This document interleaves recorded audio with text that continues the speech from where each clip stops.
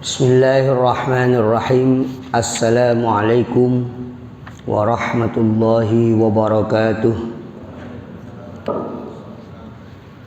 Ila hadratin Nabil Mustafa Muhammadin sallallahu alaihi wasallam wa alihi wa azwajihi wa dhurriyyatihi wa ahli baitihi wa itratihi al-kirami wa ila arwah khalifati Rasulillahi sallallahu alaihi wasallam Abi Bakr wa Umar wa Uthman wa Ali wa ala baqiyati sahabah Rasulillahi ajma'in wa ila arwahi abaihi wa ikhwanihi wa qarabatihi minal anbiya wal mursalin wal awliya wa syuhada was salihin wa immatil mujtahidin wa muqallidihim fid din wal ulama'il 'amilin wal qurra'i wal mufassirin was sadati sufiyatil muhaqqiqin. Assalamu alaikum ya sanabal yabin malkan wa kunyatubul ambas wal qabul hadir wa sayyidina wa salqani wa sallam arfal karhi wa sayyidina sultan awliya Syambil Qadir Jilani al-Baghdadi qaddasallahu sirrahum wa nawwara darihahum wa yu'li darajatihim fil jannah wa ila arwahi abaina wa ummahatina wa ajdadina wa jaddatina wa masyayikhina wa masyayikhina wa li jami'il muslimin wal muslimat wal mu'minina wal mu'minat khususan ila hadrati muallif hadzal kitab al-Imam Al-Ghazali At-Tusi syawlillahi lahum al-Fatihah. A'udzu billahi minasy syaithanir rajim. Bismillahirrahmanirrahim. Alhamdulillahi rabbil alamin. Ar-Rahmanir Rahim. Maliki yaumiddin. Iyyaka na'budu wa iyyaka nasta'in. Ihdinas siratal mustaqim. Siratal ladzina an'amta 'alaihim ghairil maghdubi 'alaihim waladdallin. Bismillahirrahmanirrahim. Qala rahimahullahu ta'ala wa nafa'na bihi wa bi'ulumihi fid dharain amin. Ayyuhal walad, ma lam ta'mal lam tajidil ajra. Haka anna rajulan min bani Israila abadallah sab'ina sanatan fa aradallahu ta'ala ay yajluwahu 'alal malaikah fa arsalallahu ilaihi malakan yukhbiruhu ma'a annahu ma tilkal ibadah la yaliku bihi dukhulul jannah. Falamma balaghahu qala al-'abid nahnu khuliqna lil ibadah fayanbaghi lana an na'budahu. Falamma raja'a al malaku qala ilahi anta a'lamu bima qala. Qala Allah ta'ala idzan huwa lam yu'rid an ibadatina fa nahnu ma'al qarami la nu'ridu anhu asyhidu ya malaikati anni qad ghafartu lah. Nah, di sini ada motivasi Al-Imam Al-Ghazali. Motivasinya malam ta'mal lam tajidil ajra. Malam ta'mal lam tajidil ajra. Siapapun yang tidak bekerja, tidak melakukan tugas apapun, maka tidak akan mendapatkan upah. Secara akal begitu. Ya. Siapa yang tidak bekerja, maka dia tidak dapat upah. Itu secara akal. Secara adat biasanya juga orang yang kerjanya banyakan dapatnya banyakan. Jadi selama kamu tidak beramal maka kamu tidak dapat ganjaran. Judulnya begitu. Ya.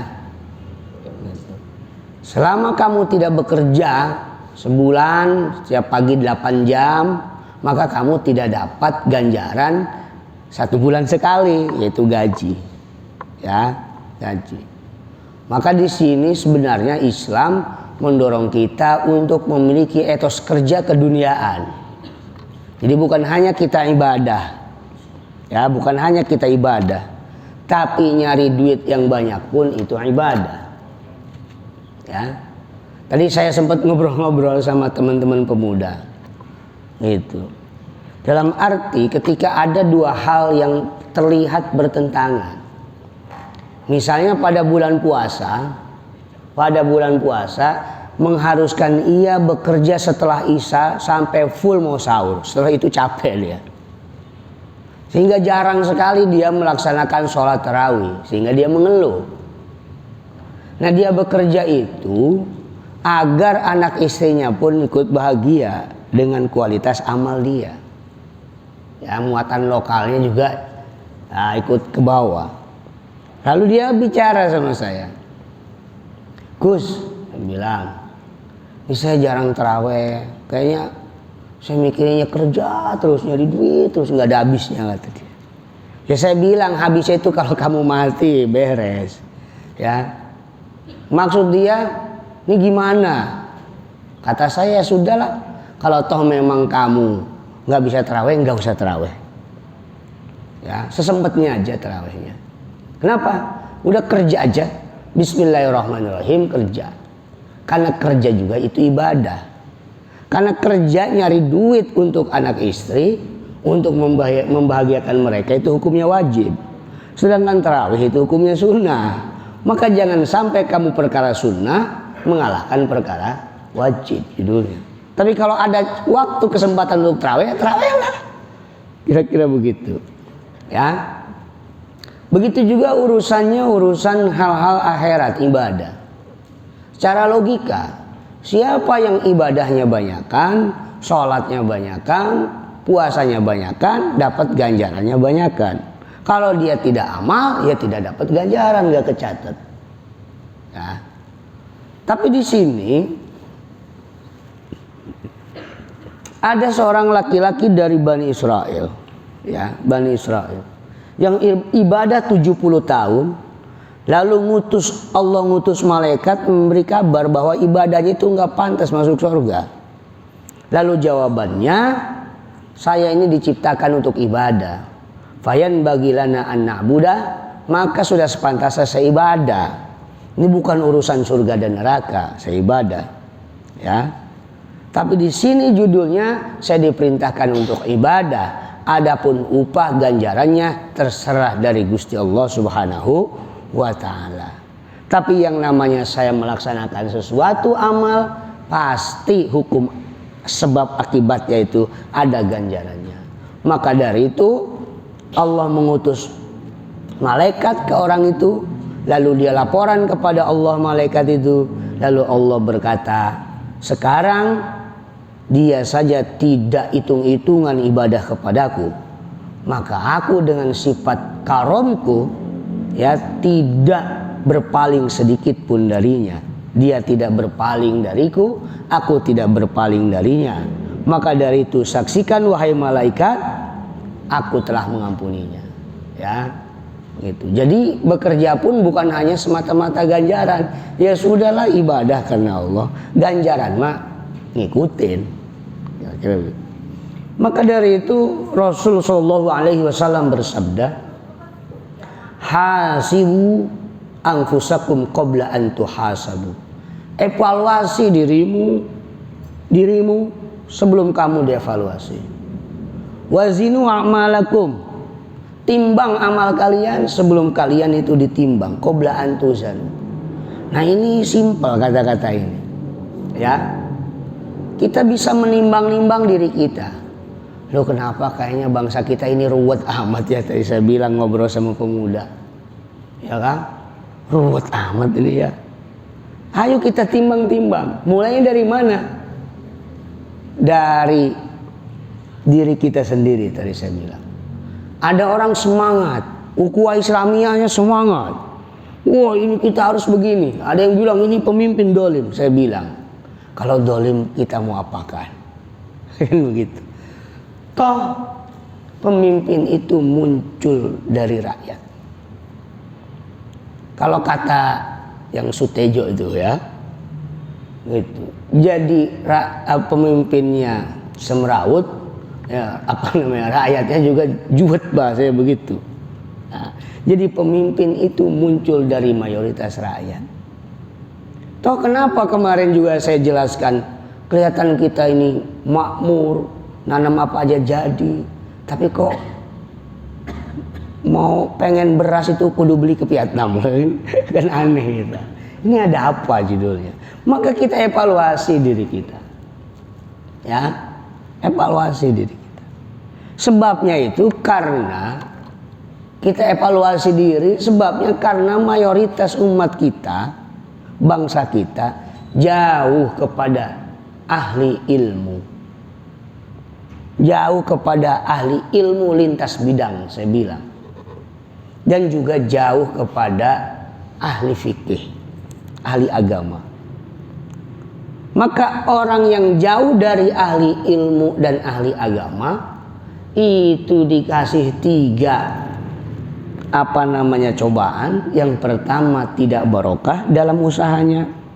Yang kedua dikasih pengurus atau pemimpin yang tidak benar, doliman bahasanya. Yang ketiga mati tanpa bawa iman. Maka sering saya dorong ke pemuda-pemuda mahasiswa saya, sudahlah bismillah, kita nggak usah mikirin terlalu jauh, mikirin keluarga kita saja, kampung kita. Kalau sanggup mikirinnya kampung, ayo kampung kita. Kalau sanggup mikirinnya kecamatan, ayo sekecamatan kita pikir. Biar apa? Biar mereka semangat beramal lalu mendapatkan ganjaran. Lalu saya bilang, ada seseorang itu, kamu semangat-semangat saja. Ya saya bilang, kamu waktu calon lurah, kamu dikasih uang berapa? Jawabnya 200.000. Lah kitanya saja sakit. Maka akan menghasilkan pemimpin yang tidak baik tentunya. Maka dari itu benar kata Al-Imam Al-Ghazali mengutip hadis Nabi. Sudahlah evaluasi diri kita. Evaluasi mayoritas umat kita. Apakah sudah berjalan di koridor atau belum? Maka ketika kita jauh, ya jauh, mau pilkada saja misalnya, lebih ngedenger ahlinya, ya kan? Atau ulama yang kira-kira benar-benar milihnya itu lillahi ta'ala, atau tim sukses judulnya. Nah ini kitanya. Ya. Maka dari itu di sini Nabi bersabda, evaluasi diri kita. Qabla an tuhasabu, sebelum kita dievaluasi, besok nanti kita dievaluasi. Gitu. Lalu saya pernah diskusi bahwa nanti ke depan katanya akan ada krisis pangan. Yang hebat itu, yang aman itu Indonesia. Secara logika benar, nanam apa aja jadi, kira begitu. Maka Indonesia akan jadi rujukan dunia. Lalu sudah siapa kita? Kalau kitanya bodoh-bodoh. Ya, kalau kitanya bodoh-bodoh. Gitu. Maka tadi pemuda, ayolah kamu kalau ibaratnya orang tuamu masih sanggup, kamu kuliah jurusan nuklir tuh. Karena biar umat Islam tuh hebat. Hanya kita karena miskin gede ambeknya doang, saya bilang. Kemarin itu ketika Kanjeng Nabi tanda kutip dihina sama Markon, kita judulnya rata-rata gede ambek semua. Maka gimana caranya biar kita ngebales dia? Kita hebatin diri kita, kita hebatin bangsa kita. Dimulai dari mana? Gak bisa dimulai dari atas, dimulai dari bawah. 15-20 tahun ke depan insya Allah kita hebat. Kalau kita marah, boykot, ya repot juga. Kemarin saya lihat gardu listrik made in Prancis. Kita mau boykot listrik, kita mau boykot aqua, repot kita ya. Maka dimulai dari mana? Dimulai kalau yang kerja, ayo kerja semangat nyari duit yang banyak, semata-mata lillahi ta'ala untuk keluarga, lebihnya kita untuk agama, kita banyak sedekah.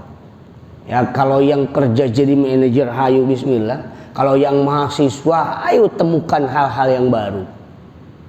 Hal-hal yang kira-kira membuat diri kita hebat, secara otomatis orang lain ikut hebat karena wasilah kita.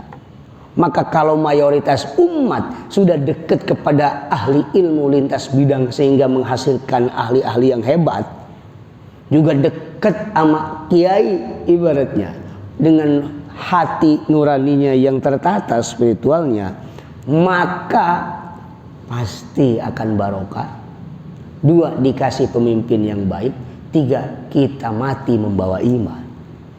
Itu kata Syekh Nawawi mengutip hadis, sayati zamanun ala ummati, nanti akan datang kepada umatku, yafirruna minal ulama wal fuqaha, yang mereka jauh kabur dari ulama. Ulama saya artikan ahli ilmu lintas bidang, wal fuqaha dan ahli fikih. Maka fayabtaliyahumullahu bisalasi baliyatin, maka Allah akan memberikan cobaan 3. Yang pertama, yarfa'ullah al-barakata min kasbihim, Allah mengangkat kebarokahan dari kasabnya. Kelihatan aja mewah tapi nggak ada hasil apa-apa ya, kelihatannya nanam apa aja ada, mau sawah mau hektaran tapi tetap beras susah, ya kan? Yang kedua, wa yusallitullah sultanan daliman, Allah akan memberikan penguasa yang tidak baik. Yang ketiga, yakhrujuna minad dunya bighairi iman, mati dari dunia tanpa iman. Karena apa? Kering ilmu pengetahuan, kering ilmu spiritual agama, maka bisa saja mati dalam keadaan tanpa membawa iman. Na'udzubillah min dzalik. Itu berawal dari jauh ke ahli ilmu lintas bidang, jauh kepada ahli fikih. Dikasih 3. Maka logikanya kita balik, kita evaluasi diri kita ini. Evaluasi kita balik. Hayo, kalau yang suka ilmu matematika, temukan rumus-rumus matematika yang hebat-hebat itu. Jangan kita bangga sama pendahulu kita. Kan Islam kan hebat dulu tapinya kan. Penemu angka 0, ada aljabar, ada penemu logaritma namanya Al-Khwarizmi. Wah, keren-keren. Ada Ibnu Khaldun, ahli geografi. Banyak sekali yang hebat-hebat. Ada ahli kedokteran. Tapi dulu itu, ya kan? Tapi dulu. Karena kita bangga dengan cerita yang dulu. Tapi sekarang ayo kita sama-sama bareng lah. Udah mulai saatnya kita bergerak, kita maju, harus dimulai dari bawah. Sama 1926 dulu, para ulama jejaring silaturahim menyatukan visi antar tokoh, ingin merdeka bareng-bareng. Endingnya 1945. Nggak mungkin ada 1945 kalau tidak ada sebelumnya, ya kira-kira begitu. Maka di sini hasibu qabla an anfusakum qabla an tuhasabu. Ayo kita evaluasi diri kita sebelum kita dievaluasi nanti di hari kiamat. Terus kita timbang-timbang amal kita, baik amal untuk ibadah kita pada Allah atau amal yang sifatnya duniawi tapi ibadah juga. Ayo ini sekarang nih gue udah dapat 4 juta nih. Gimana caranya biar nambah? Kayak otak namanya. Maka kata Izzuddin Abdus Salam, kemaslahatan dunia itu bil akli, amma maslahatud dunia wa mafasiduha bil akli. Fabil akli. Jadi kemaslahatan dunia dengan akal. Sedangkan kemaslahatan akhirat bin nakli, yaitu dengan an-naqlu, yaitu Al-Quran, hadis, ijma, qiyas para ulama. Kalau kemaslahatan dunia, hayo ngotak. Gitu. Jadi jangan kita ngambek kalau non muslim kaya-kaya. Karena urusannya dunia gitu. Ya kan? Dan kita gede ambek doang. Ayo kita dorong anak-anak kita, cucu kita, santri kita, mahasiswa kita, ayo semangat kerja, semangat kuliah, semangat nyari ilmu biar menemukan sesuatu yang baru dari kita. Kalau toh kita sudah sama-sama bareng-bareng, ayo kita dorong, maka insya Allah kita dekat ke ulama dan juga dekat ke ahli fikih. Kalau sudah dekat, maka yang 3 itu nggak ada, malah kebalikannya.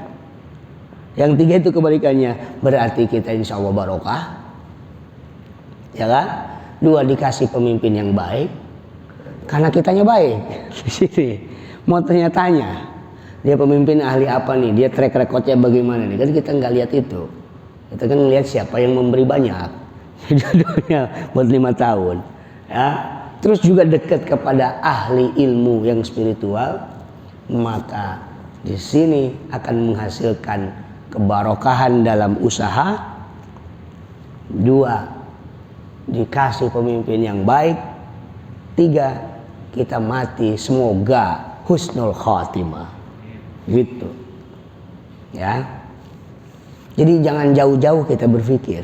Jangan jauh-jauh kita berpikir. Jadi mulai dari masjid. Tapi memang untuk jadi penggerak itu luar biasa. Saya saja di kampung Rawalini itu mendorong pemuda bertani. Ya, mendorong pemuda bertani dari 8 orang nyisa 2. Tapi alhamdulillah yang 2 ini berhasil dia. Dia ikut Pangdam dulu, nanam di daerah Pangkalan tuh nanam melon gold loh. Yang suka ada di Alpamidi, di Indogrosir. Itu kita nanam hampir 5 hektar di sana. Gitu. Tapi untuk nyari pemuda yang mau, kan kelihatannya petani kan kotor, nggak keren. Ya buat apa keren nggak punya duit? Ya gaya doang. Hidup kan kata Abu yang Mufassir di si Omar itu, hidup itu murah. Yang mahal itu gengsinya mahal. Ya. Itu benar-benar kita harus sama-sama. Alhamdulillah sudah ada 2 yang sekarang ikut nanam bersama ini. Apa namanya, Pangdam itu. Di sana ada tanah dikasih Pangdam 5 hektar. Gitu. Itu semua pemuda yang kita dorong. Tapi baru 2, ya kan baru kan terkesononya makan nambah. Di sini apa, dagang cilok, dagang apa pemuda daripada nganggur itu banyak pada jauh-jauh ya kan. Itu ayo kita bareng-bareng sama-sama. Gitu. Nah, di sini hasibu qabla an tuhasabu, evaluasi diri kita sebelum kita dievaluasi, hitung-hitung timbangan amal kita. Ya. Baik amal yang sifatnya akhirat ataupun amal yang sifatnya dunia. Sebelum kita ditimbang. Gitu. Nah, tapi judulnya ke depannya ada hadis lagi. Man dhanna annahu biduni juhdin yasiru fahuwa mutamannin. Siapa yang berprasangka bahwa tanpa dengan kesungguhan dan semangat dia akan sampai, itu ngelamun judulnya. Kata Nabi begitu. Jadi kebanyakan orang ngelamun kita. Ya kan? Ngelamun. Ada di kampung saya. Ngelamun doang, main layangan melulu. Badan sehat, emak nggak punya MCK, dia diem baik. Saya bilang, bos, lu kerja, jangan main layangan melulu. Malu kesian tuh. Tetap aja dia main layangan. Ya susah bos, jadi kerja kata dia. Lah belum dicari udah susah. Ini dia ngelamun. Ya nunggu layangannya ada yang nawal 5 miliar. Atau bisnis toke, sekarang banyak.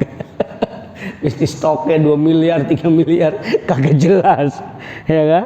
Ini banyak orang yang ngelamun. Kerjaannya nyariin toke aja. Ada yang begitu. Saya ketemu, nanya, Gus, ini saya bisnis toke. Ini katanya ada yang mau beli 2 miliar, tapi tokenya yang ukuran sekian-sekian. Saya bilang, Bang Amil ya, Bang Amil, yang usah aneh-aneh. Bisnis mah cilok. Nah, bisnis itu somai itu bisnis. Toke nyarinya di mana? Siapa yang mau jual 2 miliar? Saya bilang, kadang orang itu dengan iming-iming terlalu tinggi, gawe kagak apa kagak, mutamanin, dia banyak ngelamun. Ya, kita nyantai-nyantai aja, sekolah nyantai, pengen juara, ngelamun. Nah, ngelamun. Maka kita kayaknya ini memang semangatnya yang payah gitu. Orang-orang tuh hebat, dimana orang Jepang tuh udah bisa bikin emasnya. Ya kata Pak Brigjen Paul Nur Wahid, orang polisi ahli Torikoh itu. Gus katanya, Jepang itu udah bisa bikin emas. Nggak perlu ngerok-ngerok dari gunung. Tapi dia apa dat ini digabung, ya dikasih ramuannya, dia bisa jadi logam mulia. Saya bilang hebat ya, orang di mana orang luar udah pada hebat ya. Kita baru bisa bikin combro gitu. Nah ini berarti kitanya yang payah, ya gitu. Nah, kalau yang jurusannya agama, kuliahnya ayo habisin kalau masih ada duitnya mah. Kalau ada kesempatannya, ayo. Gitu. Saya pun lagi sekolah sekarang S3. Capek iya. Apa enggak capek ya? Capek. Punya anak mau 3, istri 1, ngajar santri, ngajar kampus, terus kadang suka kesini juga, terus harus bikin disertasi, ya capek semua. Gitu. Ternyata kalau nggak mau capek, ya mati aja judul. Kita semangat judul ini. Jadi yang tadi siapa mau kuliah tuh, yang belum kuliah, ayo kuliah si abang itu kan. Kalau masih duitnya ada, orang tuanya semangat, kamunya harus semangat. Gitu bang ya, semangat judulnya. Kalau ada kesempatan usaha, bisa saya terus. Kita juga kalau mentok mikir sendiri. Kira-kira begitu. Kalau toh memang tepat di sini judulnya, nanti mentok nanti akan mengarahkan diri kita sendiri. Nah, gitu. Ya, biar kuliahnya tinggi, sekolahnya hebat, ngajinya juga hebat. Nah itu yang kita harapkan dari teman-teman semua. Karena di kampungnya dokter ada berapa biji, di kampung saya cuma 1, 2 lah. Saya sama adik saya, sedesa itu. Pastikan lemah kita, ya kan? Dokter cuma ada 2. Itu juga dokter agama semua. Harusnya ada dokter nuklir, dokter atom atau apa gitu yang keren itu. Jarang memang kita. Ya kita yang payah memang. Gitu. Nah, wa man dhanna annahu bibadlil juhdi yasiru fahuwa mustagnin. Jadi kalau orang yang berprasangka, yang praduga, dia dengan kesungguhannya, dengan sampai, ini adalah orang yang benar-benar butuh dia. Ya, butuh. Mustagnin. Kita butuh Tuhan, kita pengen sampai kepada Allah, ya kita harus sungguh-sungguh. Kita pengen sampai kepada keduniaan yang hebat, kita harus sungguh-sungguh. Maka judulnya kita adalah orang yang butuh judul. Ya. Maka di sini bahasanya Hasan Al-Basri, Thalabul jannati, mencari surga judulnya. Bila amalin danbun minal dzunub, nyari surga tanpa ada amal itu dosa. Minal dzunub, salah satu dosa. Enggak usah jauh-jauh lah surga yang kita awang-awang. Nyari duit aja lah. Pengen dapat duit banyak bila amalin. Ngacak itu. Danbun akhirnya. Akhirnya kan nyariin uang, penggandaan uang dan lain sebagainya. Ya musyrik jadinya. Banyak. Hanya dibawa ke Sukabumi, duitnya belum matang, lu banyak yang curhat sama saya. Ya, judulnya kenapa? Tadi udah kerja, usaha ya pas-pasan, duit nggak ada yang ngiming-ngimingi, langsung dapat uang banyak, otak nggak mikir, maka dia bisa jadi dosa. Kawan dikasih kuningan, ini kalau kata Abah Haji, jadi emas, padahal kuningan. Dia boleh ngambil dari jin. Dia semedi gitu. Ada benar. Hebat jin itu. Ngasih kuningan, lempengan banyak luar biasa. Tapi ini mah kuningan. Iya, ini belum jadi, saya bilang. Ini stres. Gitu. Stres. Sampai sama guru saya ada datang itu beliau. Tiba kalau kata Abah didoain jadi emas jadi cair ini Bah bisa. Sama guru saya dilemparin ke empang. Cair itu cair kata dia, empang yang cair. Gitu. Ini nggak logis orang. Ya jin juga mikir kalau yang bangsanya emas mah cuman dikasih ke dia. Nah itu, ini banyak, ini fenomena fakta yang terjadi saat ini. Akhirnya ngawang-ngawang. Pokoknya sama judulnya cari keramat sekarang itu bagaimana kita hebat, bagaimana kita sukses di bidang kita. Ya. Itu judulnya. Jadi kalau nyari surga, taruhlah surga di kita ini judulnya saya artikan duit lah. Nyari dunia bila amalin tanpa ada bekerja, macul, ngajar sono sini, putar-putar ya kan? Dan bun dosa. Akhirnya dia nungguin batangan kuningan biar jadi emas. Orang udah pada kemana ya kagak jadi. Nah, ini orang yang nggak logis rata-rata. Nah, itu. Nah, alamatul haqiqah tarku mulahadatil amal. Jadi fakta hakikat dari amal itu kita yang nggak boleh itu melirik amalnya saja. Kita dalam arti apa namanya, hakikat itu meninggalkan melirik-lirik amal, bukan meninggalkan amal. Kita jangan terpaku bahwa itu adalah amal kita, ya kan, amal kita. Maka kata Syekh Athaillah, wa min alamatil i'timad 'alal amal nuqsanur roja. Kita juga secara tauhid jangan terlalu berpegang teguh sama amal kita, ya kan? Karena kalau nanti gagal puyeng judulnya. Maka ketika kita amal, ya sudah, baru kita pasrah ke Tuhan. Bukan dalam arti ini amal saya, ya ini amal saya, gitu. Bukan dalam arti meninggalkan amal. Jadi klaim amal judulnya nggak boleh, gitu. Maka terus Kanjeng Nabi bersabda, al kayyisu mandana nafsahu. Orang yang pintar itu mandana nafsahu, orang yang mampu mengendalikan dirinya. Itu orang cerdas namanya. Orang yang cerdas itu adalah orang yang mampu mengendalikan dirinya. Beberapa bulan lalu sering saya jelaskan, di dalam diri itu ada naluri, ya kan? Ada naluri emosional, ada naluri kepuasan, ada naluri gejolak rasa, ada juga naluri satu lagi, kehadiran terhadap sesuatu. Nah, maka orang yang pintar itu orang yang bisa menyeimbangkan 4 naluri itu. Kalau marah juga ya marah, tapi nggak kelewat. Kalau lagi pengen juga ya standar-standar aja. Kalau lagi kesian sama orang juga nggak terlalu, ya Allah Gusti, ya kan? Biasanya yang nalurinya kenceng ini, yang belah sininya itu susah dagang itu.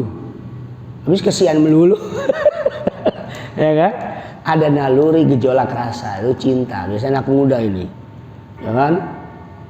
Atau dianya nggak mau sih, ya udah sih. Itu faktanya ya, emang si ceweknya nggak mau. Ya nggak usah sedih juga, gitu. Ya gejolak rasa namanya. Nah, ini kalau sudah netral, maka akan cerdas otak, maka akan ada yang namanya ya ayyatuhan nafsul mutmainnah. Hei jiwa-jiwa yang tenang. Karena tidak ada gejolak naluri medan nafsu, akal jernih, cerdas, hati tenang, ya. Irji'i ila rabbiki radiyatan mardiyah. Selalu kembali kepada Tuhan, rela, ikhlas, ridho. Nah, walaupun duitnya banyak. Itu. Ya, fadkhuli fi ibadi wadkhuli jannati. Masuklah ke dalam hamba-hambaku dan masuk surga. Surganya nggak usah jauh-jauh lah. Surganya di dunia saja. Mana? Saat ini dunia kita tenang, aman, tentram, itu surga. Ya, masuk ke hambaku. Hambaku itu apa? Yang punya jiwa mutmainnah, maka akan cerdas dia. Nggak suka ikut hal-hal yang remeh-temeh. Orang dia mikir cerdas. Tapi kalau yang ini lagi ngambek, ya kan, dia ikut, udah lawan terus, ya kan. Namanya, hanya samanya, otaknya nggak jalan, begitu. Pas udah ditangkap menangis. Ya kan? Kenapa? Judulnya gede ambek. Kira-kira begitu. Juga energi kepuasan. Demen sampai enggak cinta. Sampai enggak ketolongan. Ini bahaya. Banyak yang masuk polisi yang begitu. Kenapa? Tidak netral. Nah, maka orang yang pintar itu adalah orang yang mampu mengendalikan diri. Saat dia cinta, bagaimana? Masuk searching dulu, otak, hati. Saat dia marah bagaimana, saat dia kesian pun, pangking kesiannya, ada orang melas, kita kasih semua. Pas pulang domelin bininya habis. Kenapa? Iba yang sangat luar biasa. Dia nggak tahu bininya galak. Sisain lah. Hanya logikanya nggak jalan. Pengen surga. Mana contohnya banyak. Orang diiming-imingi surga, nanti begini surga, dikasih hartanya semua, ceritanya banyak, ya banyak ceritanya, otak nggak jalan, padahal itu baik sebenarnya, gitu. Terus wa amila, jadi orang yang cerdas itu orang yang mengendalikan diri, mampu mengendalikan diri, dan juga wa amila lima ba'dal maut, orang yang beramal ya untuk setelah meninggal. Jadi kita amal yang banyak, tugas yang banyak, sehingga kita punya kapling-kapling. Dunia sajalah. Jadi sejak muda ayo kita amal banyak, kita semangat. Kalau punya duit beli tanah beli, punya duit beli mobil beli. Kalau punya duit, tapi punya duit kan semangat judulnya. Penting semangat dulu, ya. Kalau kau mau bikin lembaga pendidikan bikin. Nanti setelah mau menjelang hayat itu, maka insya Allah kita akan tenang tentram. Kenapa? Anak-anak kita hebat, dan juga amal kita banyak. Gara-gara apa? Gara-gara kita ngedidik anak-anak kita, bisa nerusin dia. Ya, jadi kita ngedidik anak itu juga beramal untuk setelah mati. Ngedidik anak bukan hanya otaknya saya yang dididik, tapi ruhnya yang kurang itu. Biasanya kalau otaknya dong yang dididik, itu biasalah rebut itu dari zaman Nabi Adam sampai sekarang ceritanya sama, tapi orangnya beda. Rebut warisan. Ada yang begitu banyak. Saya bilang nggak perlu ditahlilin, nggak perlu doain lah. Akur sama saudara saja udah seneng ahli kubur. Nah ini kan akur sama saudaranya. Kenapa? Karena kadang ibadah yang pakai duit kudu ke Mekah, kudu kemana kita sanggup. Ibadah yang nggak pakai duit akur sama saudara susah. Nah, ini dia. Ini judulnya beramal lima ba'dal maut. Kan kalau ke Mekah mah dapat gelar baru, made in Saudi, haji. Kalau nggak dipanggil Pak Haji, weh 35 juta mahal Pak Haji misalnya. Nah, tapi aku sama saudara, maka dari itu wa amila lima ba'dal maut. Jadi kita di sini, kita ngaji, kita ngedidik tunas muda kita, ngedidik masyarakat kita, itu amal untuk setelah mati. Ya, kita juga nyari uang yang banyak juga amal setelah mati. Untuk apa? Untuk kita tidak meninggalkan anak-anak kita yang lemah, kita yang uang yang banyak. Gitu ya, Pak pemuda itu saya harap juga bukan hanya kita remaja masjid, tapi remaja masjid yang mampu mendorong ekonomi masyarakat judulnya. Maka saya di kampung saja saya nggak berani ngomong. Ketika ada yang minjam bank rentenir nggak berani saya ngomong. Soalnya apa? Ketika saya bilang hei nggak boleh, hei haram, karena ini bunganya besar sekali luar biasa. Kalah bank-bank konvensional mah, kalah. Nyekek saya bilang. Tapi saya nggak berani. Kenapa? Karena SDM saya dan lingkungan saya lemah. Ketika saya bilang jangan minjam, haram. Kecuali dia nanya ya. Kalau nanya beda urusan. Ketika saya, ayo kamu nggak boleh. Saya dibalikin pasti. Yang Pak Haji mau minjemin. Nah saya bingung tadi. Karena apa? Di Tangerang ini, saya kan dosen Sekolah Tinggi Ilmu Syariah NU, hukum ekonomi, fikih muamalah. Sampai nyari baitul mal, masjid itu punya baitul mal, sehingga dikelola ekonominya, di Tangerang cuma satu, Kebun Nanas satu. Saya nyari kabupaten ini, susah buat studi bandingnya. Gak ada. Memberikan support ya, simpan pinjam. Yang sifatnya tetap ada keuntungan. Bukan untuk, niatnya bukan untuk menghindari orang dari riba, enggak lah. Itu terlalu hebat itu. Yang terpenting dia mengelola uang sesuai dengan standar syariah gitu, begitu. Jadi tetap mikirnya untung sebenarnya, ya kan? Tapi sesuai dengan fikih gitu kan. Enggak ada itu. Rata-rata konven. Ada bank syariah. Tapi yang dari bawah, yang lembaga keuangan masyarakat enggak ada. Ada itu di mana? Di Pati. Pati Kudus itu MWCNU, terus Muhammadiyah, NU, pesantren itu punya lembaga keuangan yang berbasis masyarakat.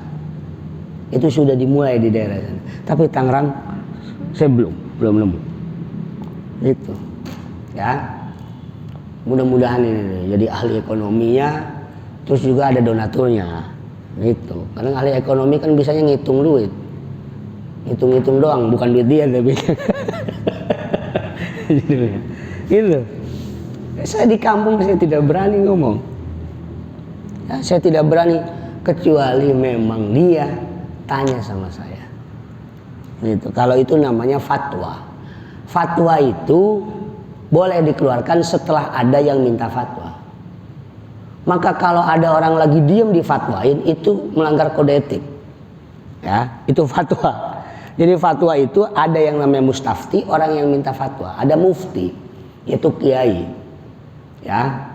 Jadi kalau ada kiai tahu-tahu, wah ini nggak boleh, haram ini, nah itu kalau dari arah pengajian boleh. Tapi kalau langsung itu melanggar kode etik. Ahli usul fikihnya begitu ya, kecuali memang kajian itu sudah menjadi putusan hukum yang sifatnya konstitusi ya, itu berarti menyeluruh seluruh warga.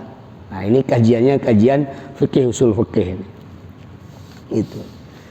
Nah sekarang tadi orang yang cerdas, sekarang orang yang bodoh, wal ahmaq, orang yang blow on bahasanya. Manittaba'a hawahu. Orang yang blow on itu orang yang mengikuti hawanya. Tadi hawanya. Yang 4 itu. Ya kan? Gitu. Itu blow on gitu kan. Kadang suka kelewat. Karena ada itu kan kelewat judulnya. Wa tamanna 'ala Allah al-amaniya, dan ngarep tamanni kepada Allah dengan lamunan-lamunan. Jadi ngelamun judulnya. Jadi mentanya juga ngelamun. Kayak ini dulu kita kecil, kapal minta duit kan ngelamun. Sudah mau ngasih, ngelamun ya kalau loh. Jadi judulnya kita banyak ngelamun. Ya, kita minta kepada Allah yang kadang tidak sesuai sama kita. Nah, itu orang yang bodoh. Kita minta sama Allah pengen jalan di air. Itu bodoh kita. Kalau zaman dulu memang bisa begitu. Kenapa? Kondisi rintangan dan kebutuhan. Dengan keyakinan kepada Allah bisa. Karena sama-sama makhluk. Karena ceritanya juga banyak. Faktanya juga ada. Gitu. Tapi kalau sekarang mintanya itu bagaimana kita berilmu pengetahuan yang hebat. Gitu. Jadi logis. Sekolahnya juga hebat, menghasilkan penemuan-penemuan yang hebat. Jadi logis. Jangan minta ngewirit pengen jalan di air. Udah banyak eretan. Naik aja eretan. Atau pengen bisa terbang. Bisa terbang. Naik aja pesawat. Ya. Gitu. Naik aja pesawat. Terus sekarang mau bagaimana kita caranya biar hebat, nggak ngelamun. Contohnya dalam arti kita itu dekat kepada ahli ilmu. Kalau dekat berarti kita hebat. Dekat kepada ahli fikih, ahli spiritual. Kalau berarti kita dekat, berarti hati kita, nurani kita tertata, teratur. Beres judulnya. Maka akan dapat 3 tadi. Barokah, pemimpin yang baik, dan mati membawa iman. Nah, itu. Berapa menit lagi? Hah? 10 menit. Nah, kita lanjut sedikit. Ayyuhal walad. Ya. Tadi kita didorong untuk semangat nyari duit lah, atau semangat nyari untuk persiapan mati lah, ya, atau semangat untuk mencari surga, baik surga yang nanti dijanjikan Allah ataupun surga di dunia, gitu. Tapi ingat di sini, kam min layalin ahyaitaha, banyak dari setiap malam kamu itu begadang, ya, belajar, mutolaah ilmu, mencari ilmu sampai nggak tidur, bekerja sampai nggak tidur. Wa harramta min nafsikal yauma, kamu melarang dirimu tidur. Wala a'lamu makanal ba'itsu fihi, dan kata Imam Al-Ghazali, aku tidak tahu apa yang menjadi pendorongmu sampai segitunya belajar. ya kan? Belajar sampai nggak tidur, belajar sampai semangat, kurus badannya untuk menggapai sesuatu. Tapi ini motivasinya apa? Kata Imam Al-Ghazali, kalau seandainya ingkana nailu aradid dunya wa dzalbu khutamiha, kalau seandainya niat itu untuk meraih banda dunia saja dan mengambil harta-harta dunia atau menghasilkan kepangkatan di dunia, wal mubahata alal akron, pengen hebat di antara teman-temannya, ya kan? Wal amsal, dan koleganya dia doang, biar hebat judulnya. Fawailul laka summa wailul laka, maka celakalah bagimu, celaka bagimu. Jadi kalau kita belajar sampai semangat, sampai mata ini sampai pada gede karena jarang tidur, semangat untuk menggapai sesuatu, tapi pendorongnya cuma untuk meraih keduniaan, biar hebat sesama teman, biar hebat diantara kolega, maka itu fawailul laka, celaka bagimu, celaka bagimu. Tapi kalau tujuannya kita semangat nyari ilmu, kita semangat nyari walaupun sampai begadang gitu kan, ihya syariatin nabi, untuk menghidupkan syariat kanjeng Nabi dan untuk membersihkan akhlak-akhlak kita dan memecahkan nafsu ammarah kita yang pada yang jelek, fatubalaka, maka bahagialah kamu. Tadi kita didorong untuk bekerja, untuk semangat, untuk nimbang-nimbang, tapi judulnya kita jangan sampai celaka. Kenapa celaka? Niatnya hanya sifatnya duniawi saja, walaupun dunianya dapat judulnya. Tapi kalau niatnya cuma pengen mejeng doang, ini celaka. Gitu, celaka kita. Dia nggak dapat apa-apa, capek doang. Niatnya cuma pengen ada gelar doktor, DR Made in Win Syarif Hidayatullah. Terus kalau jadi dokter mau apa judulnya? Tapi niatnya udahlah, iya asyariati kanjeng Nabi Muhammad SAW, maka fatubalaka. Atau kuliah sarjana hukum, di pinggirnya ada SH, bergaya gitu ya. Niatnya apa? Iya asyariatin Nabi, bukan niatnya kita naili aradid dunia, walaupun gelar kita SH. Terus merek kecap SH, merek kecap khas Bentengnya SH gitu. Kalau begitu niatnya cuma naili aradid dunia, cuma urusannya dunia, itu SH-nya bukan sarjana hukum, susah hidup ya kan? Susah hidup. Maka di sini kita harus cerdas, ya, kita harus cerdas mana yang kira-kira harus kita ikuti, mana yang kira-kira harus kita lakukan, agar apa? Agar kita berjalan lurus dan mendapatkan apa yang kita tuju. Kalau setiap bangsa kita, mayoritas bangsa kita ini sudah hebat, maka secara otomatis negara kita hebat, pemimpin kita hebat. Kalau kitanya nggak hebat, ya sudahlah, habislah kita. Mau begini saja ya. Nah, terima kasih. Wallahu a'lam bishawab. Assalamualaikum warahmatullahi wabarakatuh. Astaghfirullahaladzim, astaghfirullahaladzim, ya dzal jalali wal ikram. Allahumma shalli ala sayyidina Muhammad fil awwalin wal akhirin. Wa barik wa sallim wa radiyallahu ta'ala an sadatina ashabi sayyidina rasul ajma'in. Allahumma ij'al jam'ana hadha jam'an marhuma wa tafarruqana min ba'dihi tafarruqan ma'suma. Rabbana atina fid dunya hasanah wa fil akhirati hasanah wa qina adzaban nar. Subhana rabbika rabbil izzati amma yasifun wa salamun alal mursalin walhamdulillahi rabbil alamin.